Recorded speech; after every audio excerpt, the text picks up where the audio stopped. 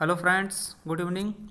आज हम एक बहुत ही इम्पोर्टेंट चैप्टर क्रिया के बारे में बात करेंगे, जहां से हमारे एग्ज़ाम में एक या दो क्वेश्चन हमेशा पूछे आते हैं। तो इससे कहां से किस प्रकार के क्वेश्चन बनते हैं, हम उन तथ्यों को देखेंगे। चलिए देखते हैं। सबसे पहले हम ये जानते हैं क्रिया होता क्या चीज़ है, क्रिया की परिभाषा क्या होती है। तो हमें पता है कि जिस शब्द से किसी काम का करना या होना समझा जाए उसे क्रिया कहते हैं। जैसे पढ़ना, खाना, पीना, दौड़ना, ऐसे शब्द क्या होते हैं, क्रिया होते हैं। जैसे कहा गया कि राम जाता है, तो यहाँ पे कोई काम हो रहा है, राम क्या कर रहा है, चल रहा है, जा रहा है, तो ये जाना क्या होगा, ये क्रिया हो जाएगा, क्योंकि इससे कोई ना कोई काम पाया जा रहा है, होना पाया जा रहा है, तो जाता क्या हो जाएगा, क्रिया हो जाएगा। ठीक है। तो इसी तरह से अब बात करते हैं क्रिया बनती किससे है। तो क्रिया एक धातु से बनती है, धातु से मिलकर बनती है। क्रिया का निर्माण किसी भी धातु से मिलकर होता है। तो देखिए धातु क्या होता है, बात करते हैं धातु क्या होता है। तो धातु जिस मूल शब्द से क्रिया बनती है उसे धातु कहते हैं। क्वेश्चन कई बार पूछा गया कि धातु क्या होता है, तो क्रिया के मूल रूप को धातु कहते हैं। पिछली बार यूपीपी में ऐसे क्वेश्चन पूछे गए थे। ठीक है। तो हम याद रखेंगे क्रिया के मूल रूप को क्या बोलते हैं, धातु बोलते हैं। धातु से ही क्रिया का निर्माण होता है, इसलिए क्रिया के सभी रूपों में धातु उपस्थित होता है। अगर कोई भी क्रिया होगी उसमें धातु जरूर होगी।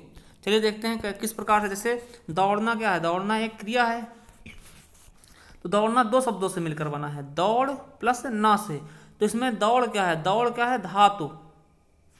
और उसमें धातु में जैसे दौड़ धातु है, अब इसे क्रिया बनाने के लिए हम क्या करेंगे, इसमें ना प्रत्यय जोड़ देंगे, तो दौड़ना हो जाएगा, क्या हो जाएगा, पूरा क्रिया। तो इसलिए उसी तरह से हम क्या कहते हैं कि क्रिया, जैसे दौड़ना क्रिया है तो उसमें धातु क्या है, दौड़। भाई मूल तो धातु ही है, धातु में अगर हम प्रत्यय जोड़ते हैं तो दोनों मिल के दौड़ना हो जाता है, फिर दौड़ना क्या हमारी क्रिया कहलाती है। उसी प्रकार जैसे खाना है, खाना एक क्रिया है, तो खाना किससे मिलके बना, खाना खा और प्लस ना से। तो खा प्लस खा क्या है, खा एक धातु है और ना उसमें प्रत्यय लग जाता, तो खाना एक संपूर्ण क्रिया का निर्माण हो जाता है। तो इसलिए कहा गया है कि धातु से मिलकर क्या बनती, क्रिया। अगर क्वेश्चन इस तरह से आ जाए कि अगर क्रिया से कोई प्रत्यय निकाल दिया जाए, अगर क्रिया से प्रत्यय निकाल दिया जाए तो क्या बचेगा, तो क्या बचेगा, धातु। कैसे बचेगा, चलिए देखते हैं। जैसे हमारे पास क्रिया क्या है, दौड़ना है, अगर इससे हम प्रत्यय निकाल दें, ना हटा दें, तो क्या बचेगा, केवल दौड़ बचेगा। और दौड़ क्या होता है, धातु होता है। तो इसी तरह अगर हम प्रत्यय, क्रिया से कोई प्रत्यय निकाल देते तो क्या बचेगा, धातु बचेगा। चलिए देखते हैं धातु के भेद कितने होते हैं, धातु के कितने प्रकार होते हैं। तो उत्पत्ति अथवा शब्द निर्माण की दृष्टि से धातु दो प्रकार के होते हैं। उत्पत्ति या शब्द निर्माण की दृष्टि से धातु के कितने प्रकार हैं, दो प्रकार हैं। पहला मूल धातु, दूसरा यौगिक धातु। अब मूल धातु देखेंगे, मूल धातु क्या होते हैं, स्वतंत्र होते हैं, इन्हें किसी की आवश्यकता नहीं होती है, ये किसी पर भी आश्रित नहीं होते हैं। ज़्यादातर क्रियाएं इसी मूल धातु से बनती हैं, मतलब मूल धातु में ही प्रत्यय ना जोड़कर क्रिया का निर्माण किया जाता है। तो चलिए देखते हैं। जैसे मूल धातु क्या हुई, खा, पी, लिख, चल, दौड़। अगर इन्हें में क्रिया बनाना होता तो हम इसमें प्रत्यय ना जोड़ते, तो खा से क्या हो जाता, खाना हो जाता, पीना हो जाता, लिखना हो जाता, चलना हो जाता, दौड़ना हो जाता। तो ये क्रियाएं बन जाती हैं। अगर हम उन क्रियाओं में से प्रत्यय हटा देंगे तो क्या हो जाएंगे, फिर वो मूल धातु बन जाएंगे।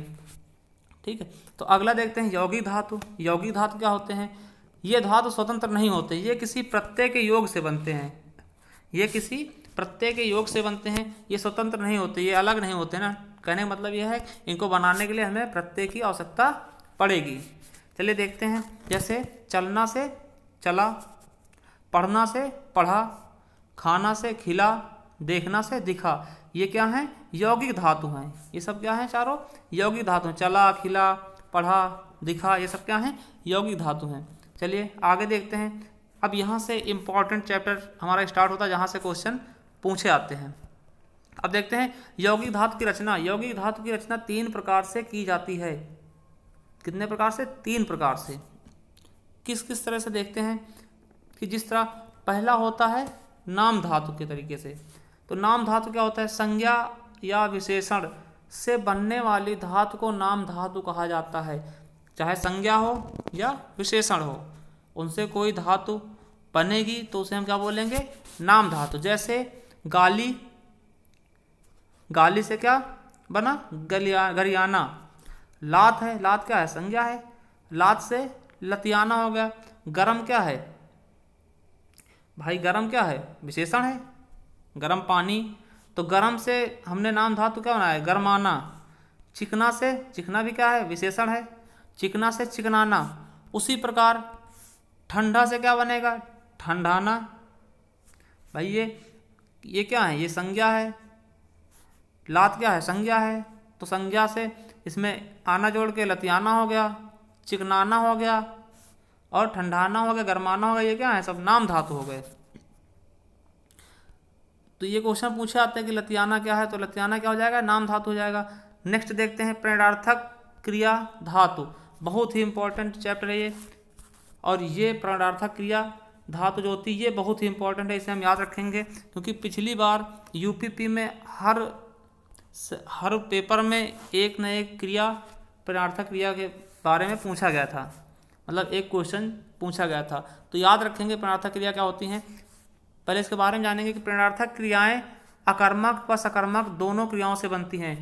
प्रणयार्थक क्रियाओं के लिए जरूरी नहीं कि वो अकर्मक हो या सकर्मक हो, वो किसी भी प्रकार की क्रियाएं हो सकती हैं।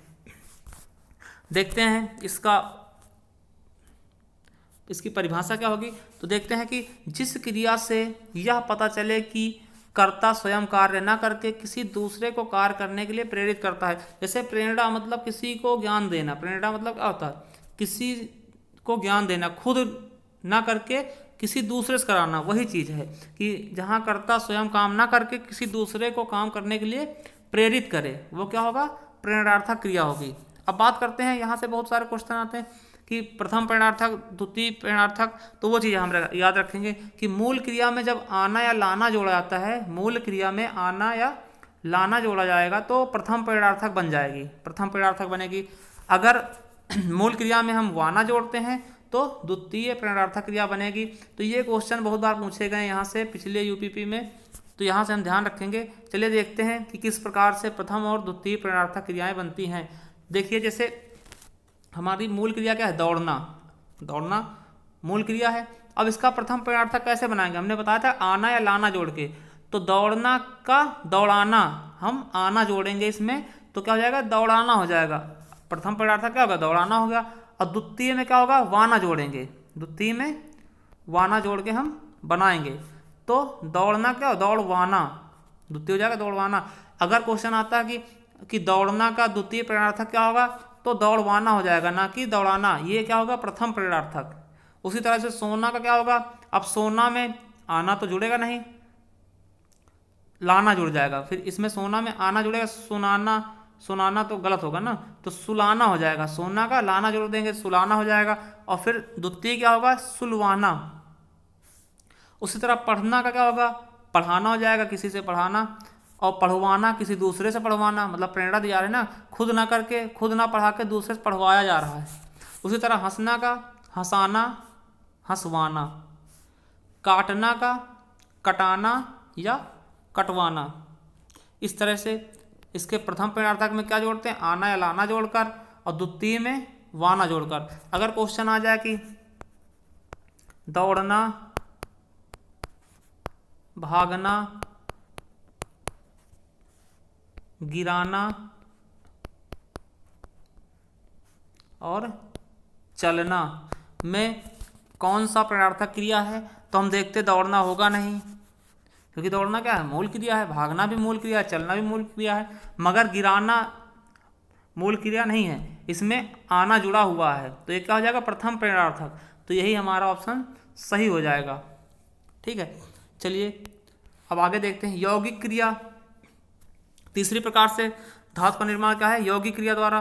तो देखते क्या होता है, दो या दो से अधिक धातुओं और दूसरे शब्दों के संयोग से या धातुओं में प्रत्यय लगने से जो क्रिया बनती है उसे यौगिक क्रिया कहते हैं। जैसे चलना से चलाना बन जाता है, रोना धोना होता है, उठना बैठना होता है, रो पढ़ना होता है, चल देना होता है, खा लेना, ये सब क्या है? यौगिक क्रिया हैं। तो इसे हम याद रखेंगे। चलना चलाना, रोना धोना, उठना बैठना, जो साथ में क्रियाएं होती हैं, साथ में कोई सेंटेंस बनाया जाता है, तो वो क्या हो जाती है? यौगिक क्रिया। यौगिक क्रिया। चलिए आगे देखते हैं। ये हमारे इसके भेद हो गए। अब देखते हैं क्रिया के कुछ अलग से जो भेद होते हैं, क्रिया के कुछ क्या भेद हैं। मेन अगर क्वेश्चन आता क्रिया के कितने भेद हैं तो हम क्या बताएंगे। तो चलिए देखते हैं क्रिया के भेद कितने होते हैं। केवल 2 होते हैं। रचना की दृष्टि से क्रिया के केवल 2 भेद होते हैं। कौन सा? सकर्मक, अकर्मक। अब हम इसमें कन्फ्यूजन होते हैं, इससे बहुत सारे क्वेश्चन पूछाते हैं कि सकर्मक क्या होता। अब देखते हैं सकर्मक। इसमें खुद लिखा कर्मक मतलब कर्म, और सा मतलब साथ में, मतलब जो भी क्रिया कर्म के साथ में होगी, कर्म के साथ होगी, वो क्या होगी? सकर्मक होगी। अकर्मक, आ मतलब क्या होता है? बिना कर्म के। तो जो बिना कर्म के होगी वो अकर्मक क्रिया हो जाएगी। बिना कर्म के वो अकर्मक क्रिया हो जाएगी। चलिए अब पहले हम सकर्मक क्रिया के बारे में देखते हैं कि सकर्मक क्रिया क्या होती है। कहीं कहीं पे पहचानने के लिए आ जाता है कि सकर्मक और अकर्मक में पहचान कीजिए, कौन सी क्रिया सकर्मक है, कौन सी अकर्मक है। इस बार भी आया है यूपीपी में, एक क्वेश्चन पूछा गया है, तो हम याद रखेंगे कि अगर कभी ऐसे आगे आते हैं तो हम उस पर गलती ना करें।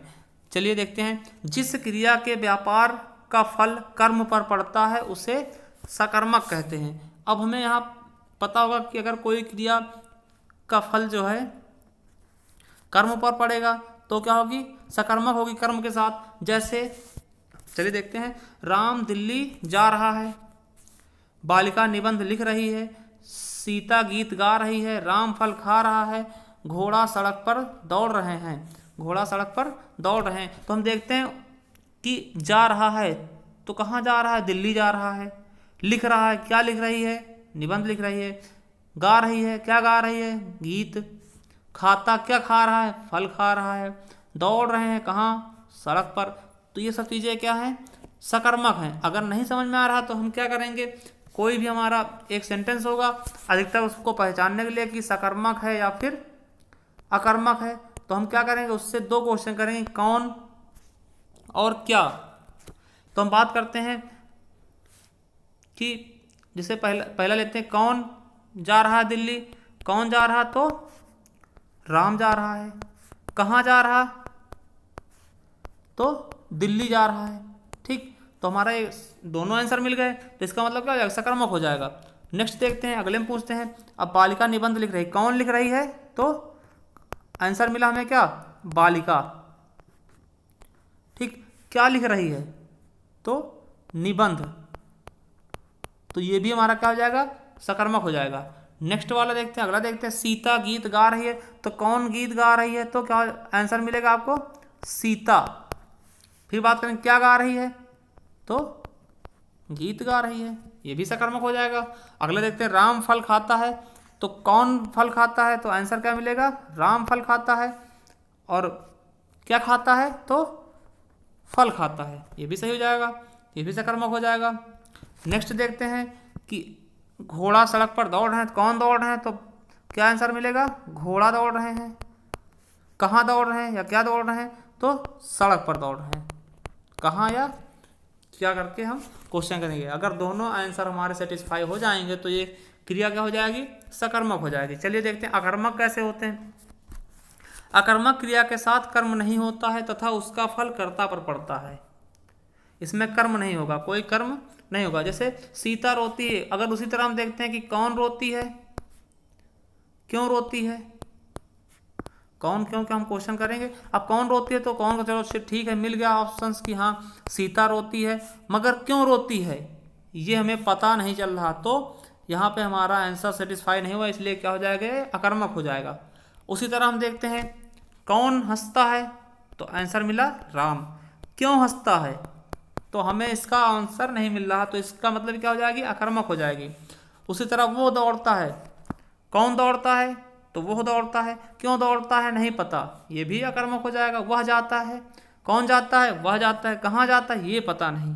अगर इसे हमें सकर्मक बनाता तो क्या कहते हैं? वह लखनऊ जाता है। वह लखनऊ जाता है, तो फिर क्या हो जाता है, ये सकर्मक हो जाता है। हम क्वेश्चन करते कौन जा रहा है, तो लखनऊ, कौन जा रहा, वह जा रहा, कहाँ जा रहा, तो लखनऊ जा रहा, तब क्या हो जाता है, सकर्मक हो जाता है। मगर यहाँ पे लखनऊ नहीं लिखा गया, वो जाता है, तो वो हो जाता है, कौन जाता है, वो हो जाता है, कहाँ जाता है हमें पता नहीं है, इसलिए क्या हो जाएगा, ये अकर्मक हो जाएगा। वो गए, कौन गए, वो गए, कहाँ गए, हमें ये पता नहीं है, तो ये क्या हो जाएगा, अकर्मक हो जाएगा। तो ये सारी क्रियाएं क्या होंगी, अकर्मक हो जाएंगी। इसी तरह हम पहचान लेंगे, क्योंकि क्वेश्चन पहचानने के लिए बहुत बार आए हैं।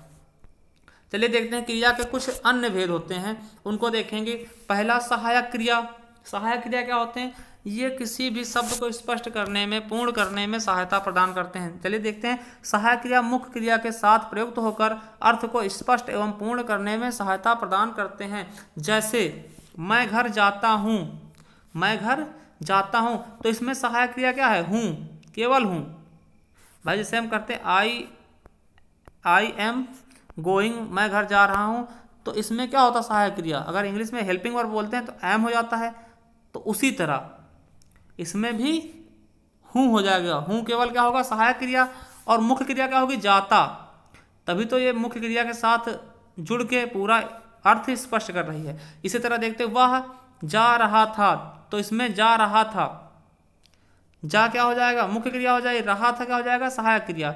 अब सब मिल के एक अच्छे से शब्द का निर्माण करेंगे। उसी तरह राम खा रहा है, तो यहाँ मुख्य क्रिया क्या होगा, खाना हो जाएगा, और जो सहायक क्रिया है वो रहा है हो जाएगा। तो याद रखेंगे।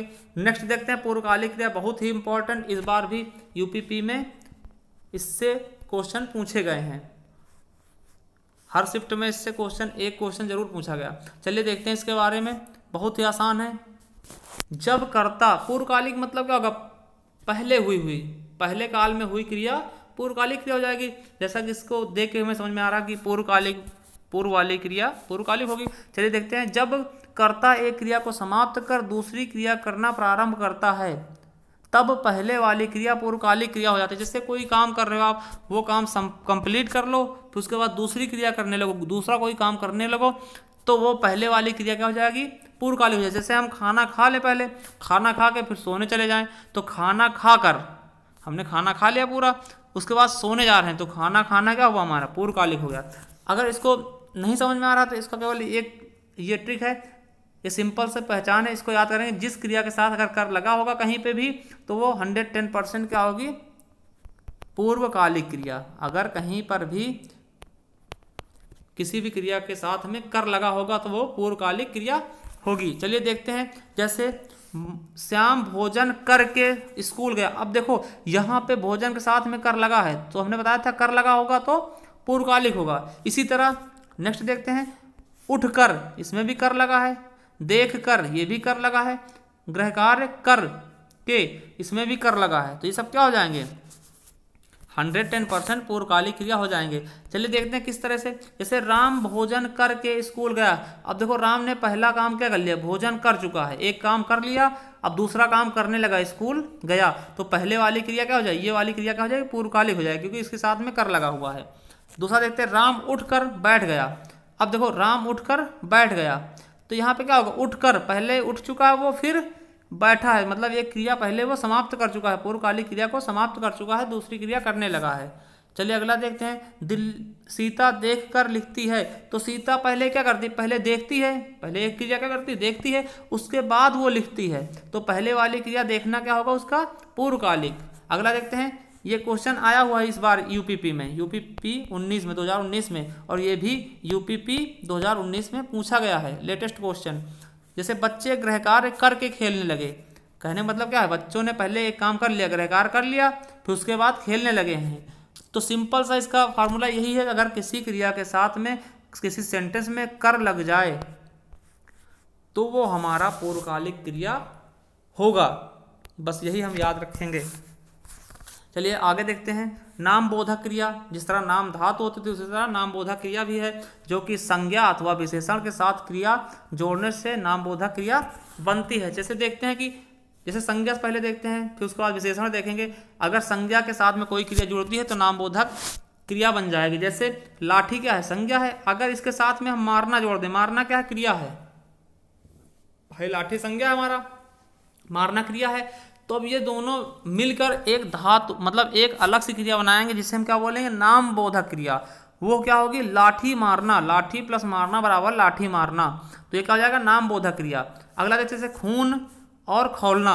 खून क्या है, संज्ञा है, खौलना क्या है, क्रिया है, तो नाम बोधक क्रिया क्या बन जाएगा इसका, खून खौलना। तो ये हो गया हमारी बात संज्ञा की। अगर विशेषण से हम देखते हैं, जैसे विशेषण क्या होगा, निराश एक विशेषण है, प्लस होना क्या है, क्रिया है, तो निराश होना क्या हो जाएगा, नाम बोधक क्रिया। उसी तरह दुखी क्या है, विशेषण है, होना क्या है, क्रिया है, तो दुखी होना क्या हो जाएगा, नाम बोधक क्रिया।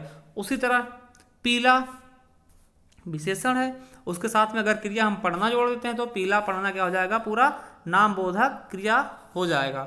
नेक्स्ट देखते हैं द्विकर्मक क्रिया। द्विकर्मक क्रिया क्या होती है, जिस क्रिया के दो कर्म होते हैं उसे हम द्विकर्मक क्रिया कहते हैं। जहाँ पे दो कर्म हो वहाँ पे हम दो कर्मक क्रिया बताएंगे, उसको हम क्या बताएंगे, दो कर्मक क्रिया। जैसे देखते हैं, मैं लड़के को हिंदी पढ़ाता हूँ, मैं लड़के को हिंदी पढ़ाता हूँ। अब यहाँ पे देखते हैं कि मैं लड़के को, देखो लड़के और हिंदी दो क्रिया हो रही हैं भाई, यहाँ पे सॉरी, यहाँ पे दो कर्म हैं, लड़के और हिंदी, इसीलिए क्या हो जाएगा, दो कर्मक, द्विकर्मक हो जाएगा ना, इसलिए क्योंकि मैं पहला तो लड़के को फिर हिंदी, तो यहाँ पे दो कर्म हो रहे हैं। अगला देखते हैं, राम ने श्याम को थप्पड़ मारा। राम ने पहले श्याम को फिर थप्पड़, तो श्याम और थप्पड़ क्या हो जाएगा, कर्म हो जाएंगे। तो यहाँ पे दो कर्म हैं, तो इसलिए क्या हो जाएगी, क्रिया द्विकर्मक हो जाएगी। जैसे अध्यापक ने छात्रों को हिंदी अंग्रेजी पढ़ाई, तो यहाँ पे पहला क्या हो जाएगा, कर्म छात्र हो जाएगा, दूसरा क्या हो जाएगा, अंग्रेजी। समझ में आया ना, कि मतलब यहाँ पे दो कर्म हैं, दो कर्म है, पहला कर्म क्या है, छात्र, पहला छात्र है और दूसरा अंग्रेजी, तो यहाँ पे क्या हो जाएगा, दो कर्मक क्रिया।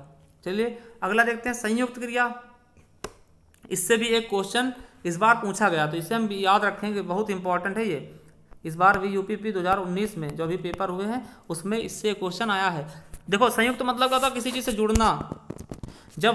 जब कोई दो क्रियाएं संयोग करके एक नई क्रिया बनाती हैं, मतलब कोई क्रिया संयोग से निर्मित हो, जुड़ के किसी दो क्रियाओं से, तो वो संयुक्त क्रिया कहलाती है। जैसे देखते हैं, उदाहरण देखते हैं, समझ में आएगा। जैसे मुझे जाने दो, पहला उदाहरण क्या है, मुझे जाने दो, तो यहाँ जाना, जाना भी एक क्रिया है, दो भी एक क्रिया है, देना, दो को देना, मतलब जाना और देना दोनों क्रियाएं ना, दो क्रियाएं मिल गई आपस में, तो क्या हुई, संयुक्त क्रिया क्या बना दे, जाने दो। उसी तरह पेड़ बढ़ता गया, पेड़ बढ़ता गया, तो यहाँ पे बढ़ना एक क्रिया है और गया भी एक क्रिया है, गया गाना मतलब गया मतलब जाना, गो वो चीज़, तो यहाँ पे बढ़ना भी एक क्रिया है और गया भी एक क्रिया, तो दोनों क्रियाएं मिल गई, तो क्या हुआ, संयुक्त क्रिया हो गई। तो पेड़ बढ़ता गया में किस प्रकार की क्रिया है, तो संयुक्त क्रिया। इससे क्वेश्चन आया इस बार। अगला देखते हैं, यह काम मुझे करना पड़ा। अब देखो यहाँ पे करना भी एक क्रिया है, डू, पड़ा भी एक क्रिया है, तो ये दोनों मिल के बनाएंगे क्या, संयुक्त क्रिया। मैं मार बैठूंगा, तो यहाँ मारना भी एक क्रिया और बैठना भी एक क्रिया है, तो ये यहाँ पे क्या हो जाएगा, संयुक्त क्रिया। नेक्स्ट देखते हैं, वह खाने लगा। अब भाई खाना भी एक क्रिया है, लगा भी एक क्रिया है, तो खाने लगा क्या हो जाएगा, संयुक्त हो जाएगा। मैंने किताब पढ़ ली, अब पढ़ना भी एक क्रिया है, लेना भी एक क्रिया है, ली, पढ़ और ली दोनों एक अलग अलग क्रियाएं हैं, दोनों मिलके एक क्रिया बन गई, तो क्या हो जाएगा, संयुक्त क्रिया, पढ़ ली। अगला देखते हैं, चिड़िया उड़ा करती हैं, तो उड़ना भी एक क्रिया है, करना भी एक क्रिया है, तो ये क्या हो जाएंगे, संयुक्त क्रिया। अगला देखते हैं, अब त्यागपत्र दे ही डालो, तो यहाँ पे देना भी एक क्रिया है और डालना भी एक क्रिया है, तो दे ही डालो मतलब ये क्या हो गई, दोनों मिलके संयुक्त क्रिया हो गई। संयुक्त मतलब ही किसी चीज़ से मिलकर जो बनता है उसे हम संयुक्त बोलते हैं। चलिए नेक्स्ट इसका भाग देखते हैं, और आखिरी क्रियार्थक संज्ञा। ये ज़्यादा इंपॉर्टेंट है, फिर भी इसे हम देख लेते हैं, कभी पूछ ही लिया जाए। चलिए देखते हैं, जब कोई क्रिया संज्ञा की भांति कार्य में आती है तब उसे क्रियार्थक संज्ञा कहते हैं, क्रियार्थक संज्ञा कहते हैं। कहने का मतलब यह है कि हमें ये जानना है कि सबसे पहले ये बात होती है कि क्रिया जो होती है हमेशा लास्ट में लगती हैं, लास्ट में आती हैं। जैसे राम घर जाता है, राम घर जाता है, तो क्रिया क्या है, ये जाना है, तो ये लास्ट में आएगी ना।